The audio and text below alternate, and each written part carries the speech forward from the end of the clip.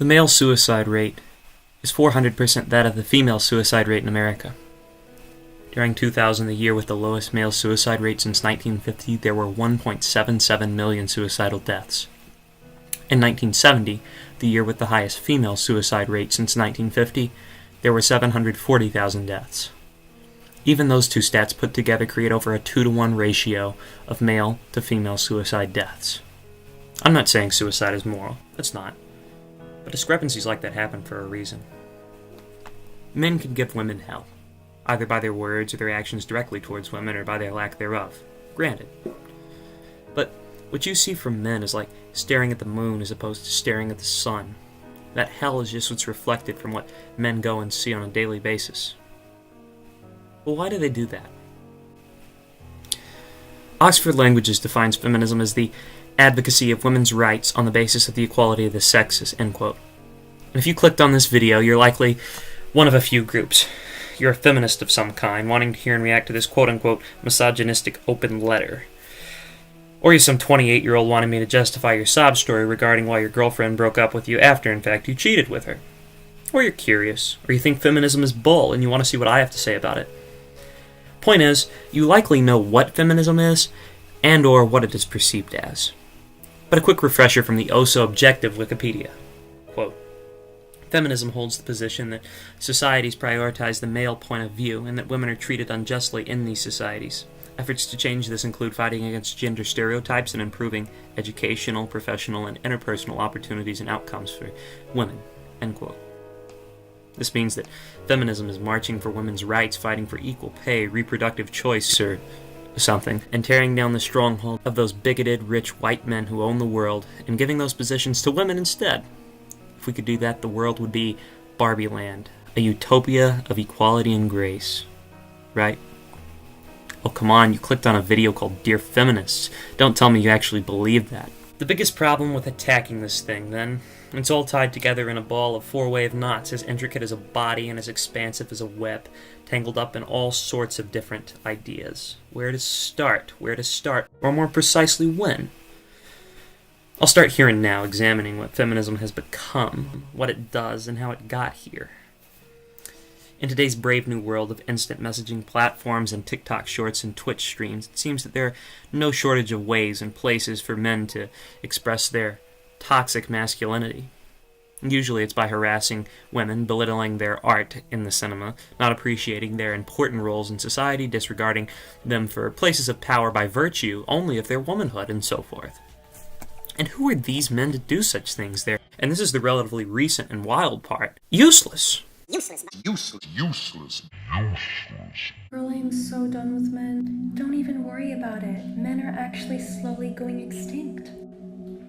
Wait, what? Scientists have discovered that the male-determining gene, the Y chromosome, is so unstable, it's actually disappearing. Wait, so men will completely disappear one day? Yes, in precisely 4.6 million years, men as we know it will cease to exist. Scientists have now discovered a way for women to impregnate themselves using their own bone marrow. And the only child that can result from those pregnancies are female. So we no longer have any need for you, genetically or physically. Do you think men are important? Like for what?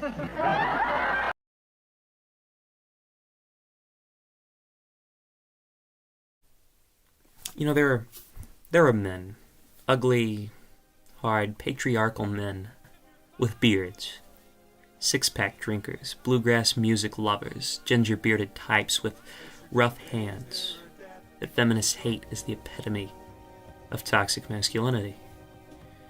These men go down into 4.5-foot shafts on a daily basis where they work at mining so that your electric bill can be cheaper, so that you can power up those webcams and make those TikToks. He works in a place where, not so long ago, if a mule died, you were fired, but if a man died, he was replaced. Whereas the song says, it gets hotter and hotter the deeper you go, and few come out to see one day more. Where his friend from lunch may have fallen down a 150-foot shaft, where he might have at times had to pick maggots out of his legs. He works there, getting black lung and lung cancer, so that you can power your room like an independent girl boss, the one you are, and kick him in the teeth. He gets that ugly, chalky voice because of you. That grimace because of you. You give them this message that it's okay to be a man. It's not okay. It's necessary. What the hell are we going to do without men? You look around the city here, you see all these buildings go up. These men, they're doing impossible things. They're under the streets, working on the sewers. They're up on the power lines in the storms and the rain. They're keeping this impossible infrastructure functioning. Guys like that sound like real jerks to you. I get that. But they got that way from death threats and harassment and being called names for years at a time. Listen to the stories of some of the abuse Peterson has taken. He's fed up, and for that matter, that's him at his worst. Now, besides the ultimately untrue part about this idea that society doesn't need men, for example, even the all-knowing fact-checkers put a disinformation tag on the TikTok regarding women's ability to impregnate themselves and the one about men slowly going extinct. Let's say that they weren't absolutely vital to society, okay. What do you think that does to 51% of the population being told they're not needed, especially when they are? And they are. They have to create an entire online support culture with slogans and motivational videos such as reject modernity, embrace masculinity. Not a bad idea. I catch a few of the videos on occasion, but it misses the full point. The Joe Rogans and the David Gogginses in those videos all have the same rhetoric. What are you going to do when those videos aren't around? What about when you have to go into the real world and you don't have 500 YouTube comments to back you up? What then? What about when you're called a pig or chewed out for holding open a door? Because the movie isn't as good as the trailer. Things are not what they seem. All that shines is not silver, and all that glitters is not gold. You've got to be a knight in a land that lacks ladies' fair. You have to be a moralist in a decadent moral playground. It's the difference between Don Quixote and Philip Marlowe. See, Marlowe is a shabby working stiff. He's a private detective. He doesn't make a lot of money. But on the inside, he's a knight in shining armor. He lives in a grimy and corrupt modern Los Angeles, but he carries inside himself the best ideal of manhood that his culture created, which is the ideal of chivalry. Chandler wrote an essay about Philip Marlowe in which he said, "Down these mean streets a man must go who is not himself mean, who is neither tarnished nor afraid." The modern era is said to begin with the novel Don Quixote. Some people say that's the first modern novel. And it's a modern novel because it is a satire on the ideas that are present in society. It's a novel about novels. Don Quixote is a guy who's read so many novels about knights that he believes he is living in a knight King Arthur type story, right? And he makes a fool of himself by acting like a knight in a world where knighthood is a fantasy. He thinks windmills are dragons that he has to fight with his lance. He thinks prostitutes are high-born ladies that he should treat, from afar. He should love chastely. He's nuts, right? Now, Philip Marlowe makes himself a hero by doing almost the same thing, by acting like a knight in a world where knighthood is a fantasy. The difference between Don Quixote and Philip Marlowe is the difference between ideology and ideal. Don Quixote is lost in a dream of chivalry, and he wants the world to play along. He thinks the world is the world of knighthood, and he is a knight in a knightly world. Marlowe doesn't think that at all. He knows the world is crap. He knows it's corrupt. He knows it's evil and wicked, and he knows he's going to get the crap kicked out of him for acting like a knight, and he decides to do it anyway. He's a realist who has decided to live his ideal self as much as possible, and he completely understands the consequences. And that was the man that I wanted to be. And that's the point. The world hates you. If you try to do good, the world kicks you in the teeth because it can't do good itself. If you get up when you're down, the world resents you for it because the world can't get up when it's down. But who cares about what the world thinks about you or does to you? So here's the question for the feminists listening. Those people, the ones who hold up the tower that you call the moral high ground, those who stand as targets for you to shoot arrows of ingratitude at beneath from up top, those people, you tell them that they're pointless, without purpose, unneeded, and you marvel that the horror you celebrated as beauty, in truth, lives after you? You marvel that the truth and beauty you've scorned is horrified by you? You marvel that the giants under your tower collapse after you shoot at them? You tell men they're useless, and you deign to be surprised that the only ones who stick by you are people who hate you and hate themselves? There's a reason for the male suicide rate.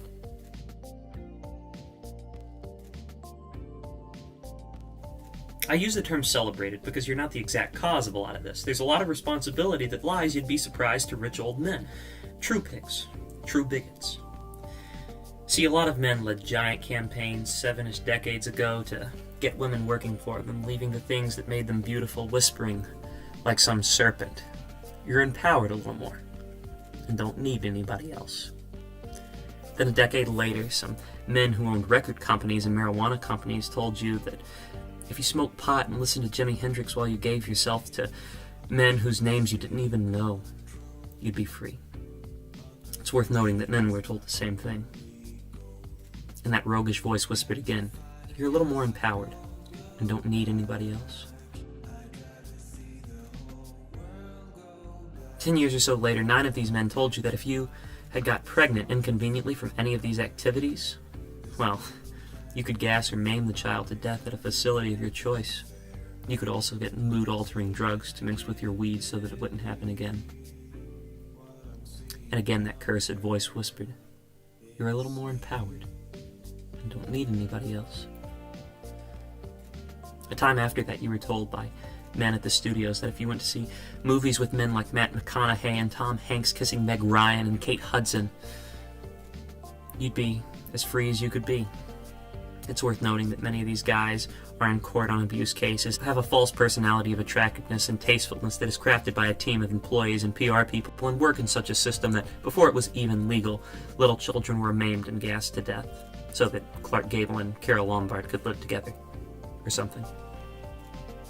And again that wretched voice saying, you're a little more empowered and don't need anybody else.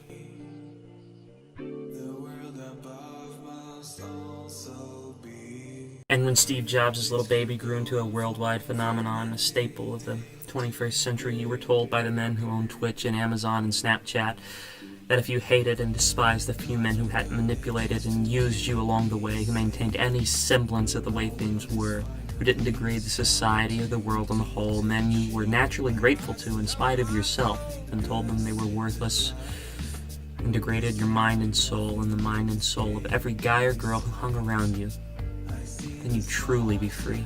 And finally, as the links were formed with those of Jacob Marley's feathers, that terrible, terrible, hellish voice whispered in coy, smug self-satisfaction, I've got you now. And it was all orchestrated by rich old men. I guess that makes me some kind of sick idiot who's seen too many young men die because of too many old men who fight their battles at dining room tables. Luckily, these men are the exception, not the rule.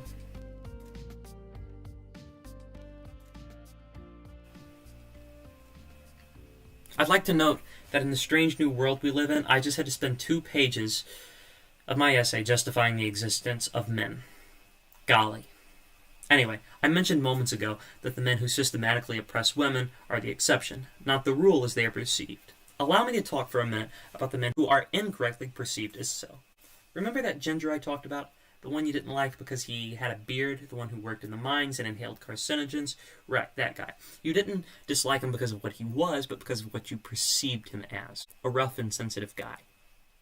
Well, rough and sensitive guys are generally the people who hold the most wealth and power in the world. It's those attributes that drive people to the top. But a lot of these guys aren't bad guys. And, you hear all the time about women being denied access to positions of power.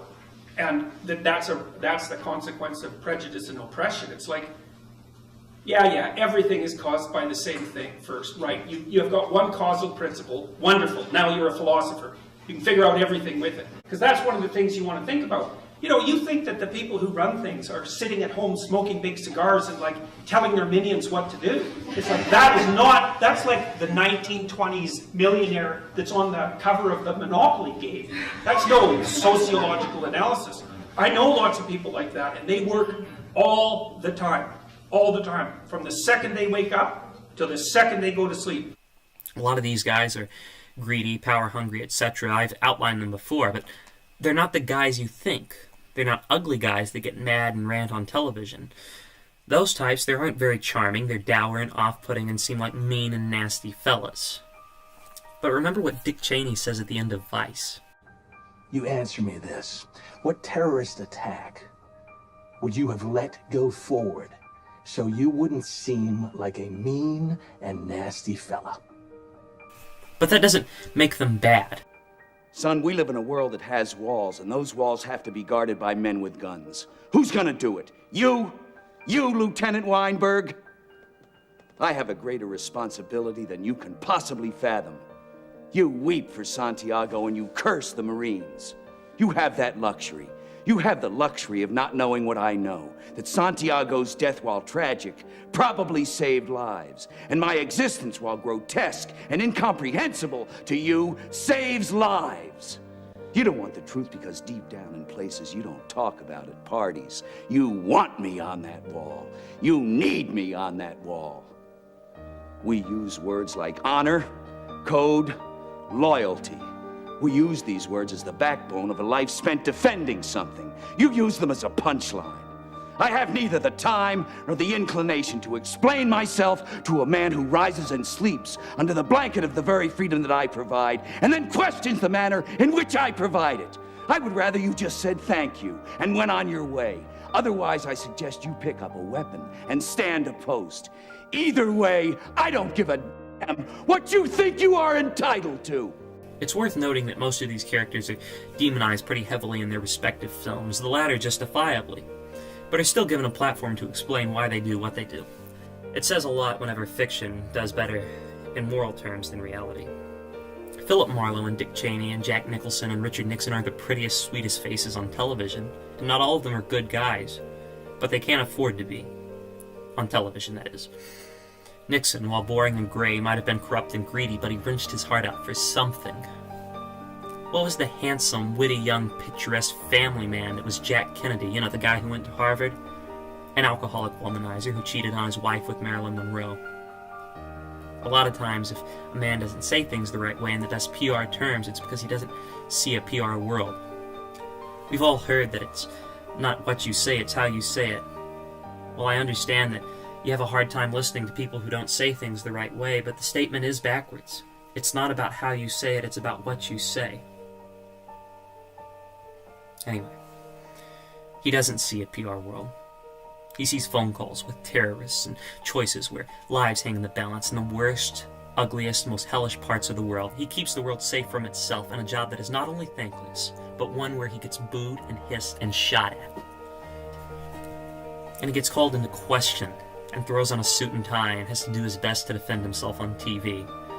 And real greedy men, the Jack Kennedys of the world, though a minority, use their power and wealth and ability for terrible things, and they shift all the blame to him, that dour, off-putting guy in the gray suit. So please forgive him if he doesn't act like George Clooney on the Jimmy Kimmel Show. Does anybody watch that, by the way? Because George Clooney is fake. Heck, his hair is vacuumed, for crying out loud. And this guy is real, and real isn't always that fun. Jordan Peterson may be right, but I get that he sounds like a real jerk when his face gets red and his veins show on TV. I get why it's hard for you to listen to him in interviews. That's one of the reasons I wrote this letter. To speak the words for him that he can't speak for himself. Because words like laid down their lives have lost their meaning.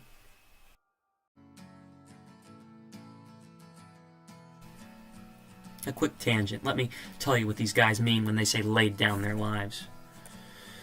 It means that some 19-year-old kid new to a razor blade was shipped 8,300 miles in 1973 to go fight the Viet Cong. And as he was thinking about his Chevy and his sweetheart in some rice paddy, he was surprised by the bite of lead. And then again. And again. And he collapsed, lying there in his own pool of blood and sweat, weeping in pain and fear as flies crawled over his body, and the heat index reached 110 degrees. And he lay there all day and night, finally dying. And that happened not once, or twice, or 1,000 times, but it happened 58,229 times. On one side, in one war. And it happened to 14-year-olds in Washington's Continental Army, bite of death in an infected cannonball wound. And it happened in the Civil War, in the Korean War, in both of the Great Wars, not to mention all of the other wars, all of the other emergencies, the deaths, the depression, the wounded, the scarred, the maimed, the tortured, the disabled, the blind, and the men with the most riding on them, though they never saw a battle. Generals like Washington or Patton, no-nonsense hard men. But they had to free nations and keep them free and get men out, with countries divided and scrutiny at every turn. So forgive Washington if his wife couldn't vote, or something. And that's just during war. Men who have to execute murders, men who see death daily, men who have to protect a president even if it means killing themselves, men and boys who drowned in the Titanic. Heck, even Walt Disney basically died from stress to give us the beautiful classic Disney films that greedy, terrible men and jealous, narcissistic women stomp on for a $100 billion stock valuation. Anyway, that's what we mean by laid down their lives. So I hope what you see why it's hard for these guys to be as charming and cute and sweet as Tom Holland or Robert Pattinson. Because they keep Tom Holland and Robert Pattinson alive. When I talked earlier about the roots of feminism, I tried not to fault you. Like I said, I want to present my case well here, and not shoot myself in the foot. But even though I made it seem like you were being bound up, you still agreed to it. And there's no slave freer than the slave who binds their own hands. But even so, the reason you feel like you're not cared about and valued by the world is because you're not. The world hates men too, chews them up like a meat grinder, but they don't get their own movement, so they kill themselves at a 400% rate. I was going to rant a little bit about all the societal things men suffer, but when I saw how I wrote about the ways that they've suffered that were worse than getting yelled at for opening a door or being falsely diagnosed with ADHD, I thought better of it. Suffice it to say, if a guy opens a door for you, say thank you. If not for the door, for something else, because if he's a real man, he'll probably end up doing something much bigger for you and for anyone else anyway. I'm not saying that women don't suffer, they do. And more so in this world than before. I'm sure a whole video could be made about the things they deal with.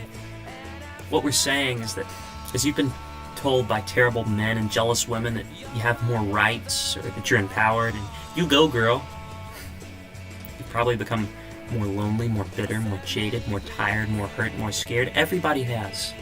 The whole world has. People hear feminism and they think, oh, women.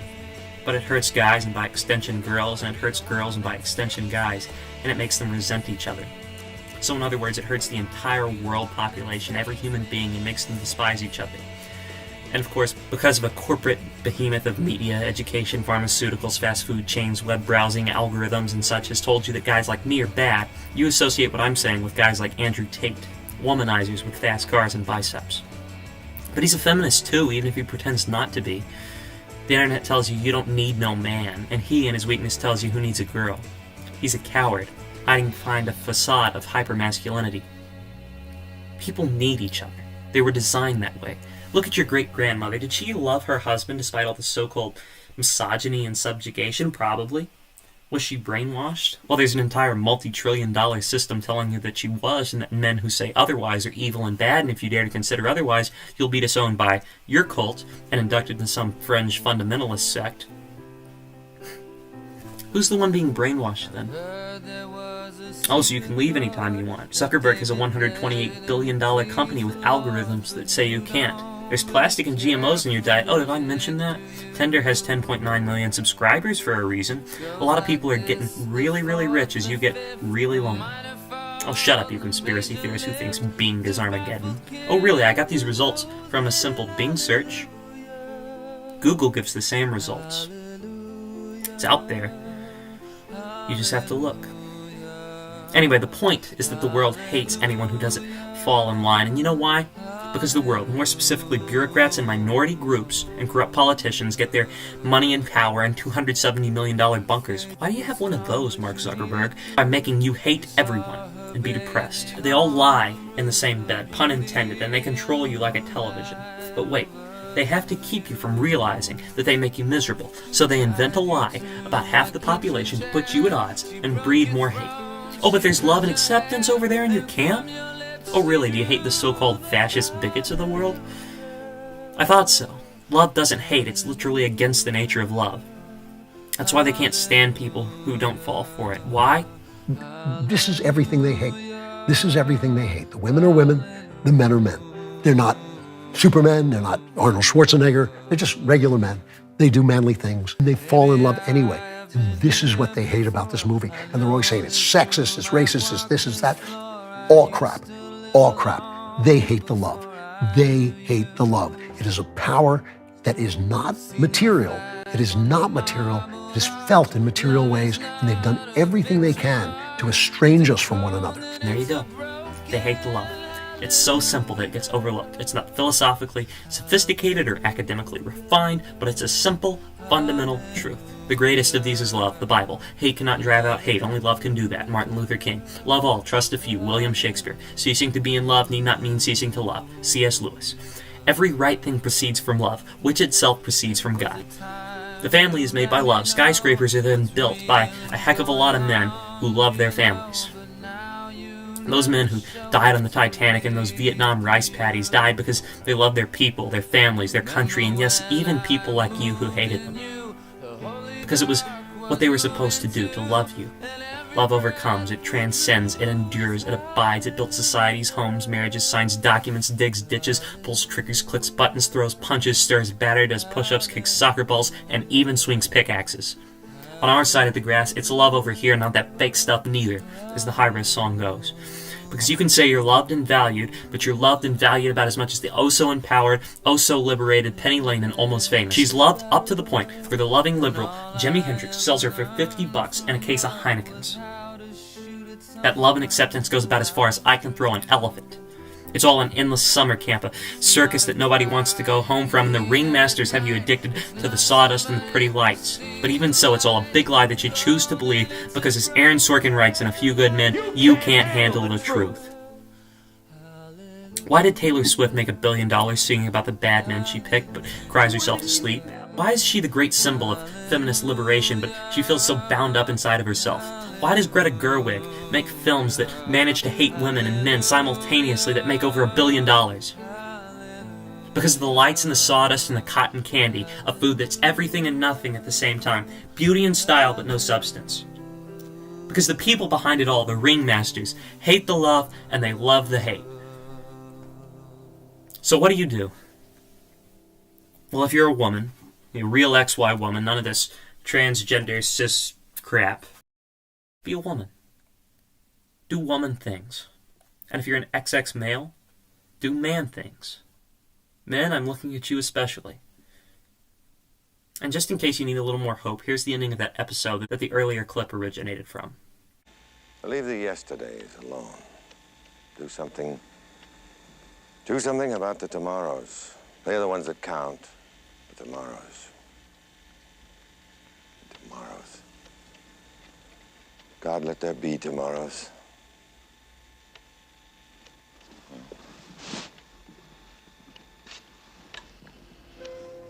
Incident on a July afternoon, 1881. A man named Driscoll who came and went and in the process learned a simple lesson. Perhaps best said by a poet named Lathbury, who wrote, "Children of yesterday, heirs of tomorrow, what are you weaving? Labor and sorrow? Look to your looms again, faster and faster fly the great shuttles prepared by the master. Life's in the loom, room for it, room." I'm sorry if I've taken longer about this than is proper, but I felt that it was important because if you're a man or a woman, you are involved in this issue, and I know that this is going to cause some ripples. Maybe not now, I'm a 16-year-old, but one of these days someone's going to dig this up and scrutinize it, and I'll be hated for it. I'm in the minority, I get it. I recognize that. But I've made my peace with it. That doesn't intimidate me because it is put by a man far greater than I. Quote, "It does not take a majority to prevail, but rather a tireless, irate minority, keen on setting brush fires of freedom in the minds of men."